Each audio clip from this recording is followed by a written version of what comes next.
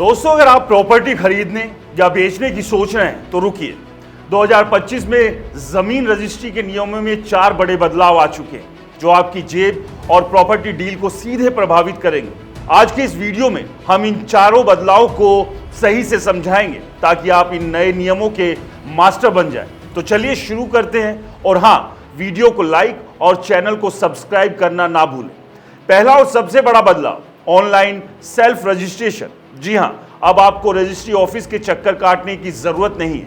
1 जुलाई 2025 से आप घर बैठे अपने मोबाइल या लैपटॉप से प्रॉपर्टी रजिस्ट्री कर सकते हैं। बस राज्य के ऑफिशियल पोर्टल पर जाएं, अकाउंट बनाएं, डिटेल्स भरें और जरूरी डॉक्यूमेंट्स जैसे सेल डीड, आधार कार्ड, पैन कार्ड और एनओसी अपलोड करें। आधार से वेरिफिकेशन, ऑनलाइन पेमेंट और बूम, आपका डिजिटल रजिस्ट्रेशन सर्टिफिकेट तैयार। ये नया सिस्टम समय बचाता है, पेपर वर्क कम करता है और सबसे जरूरी, फ्रॉड की आशंका को लगभग खत्म कर देता है। दूसरा नियम है नो ऑब्जेक्शन सर्टिफिकेट यानी एनओसी की अनिवार्यता।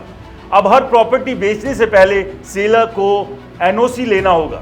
ये सर्टिफिकेट ये सुनिश्चित करता है कि प्रॉपर्टी पर कोई कानूनी विवाद, बकाया टैक्स या लोन तो नहीं।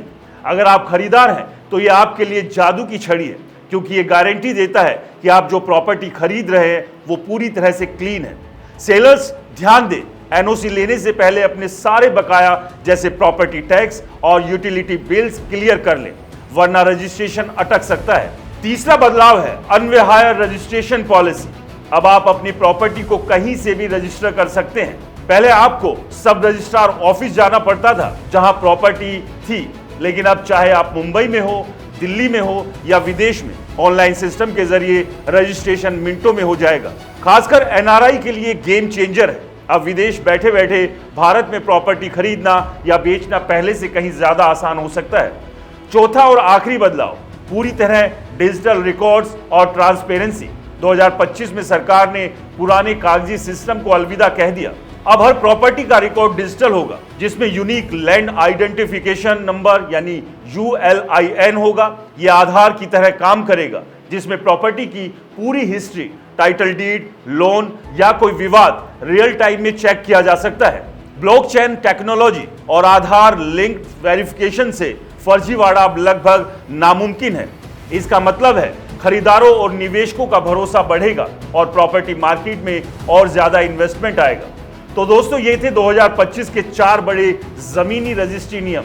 लेकिन ध्यान दें, प्रॉपर्टी खरीदने या बेचने से पहले टाइटल को अच्छे से वेरीफाई करें, एनओसी चेक करें और अगर ऑनलाइन प्रोसेस में दिक्कत हो तो किसी लीगल एक्सपर्ट्स की मदद लें। अगर आप ग्रामीण इलाकों में हैं तो लोकल अथॉरिटीज से डिजिटल ट्रेनिंग के बारे में पूछें।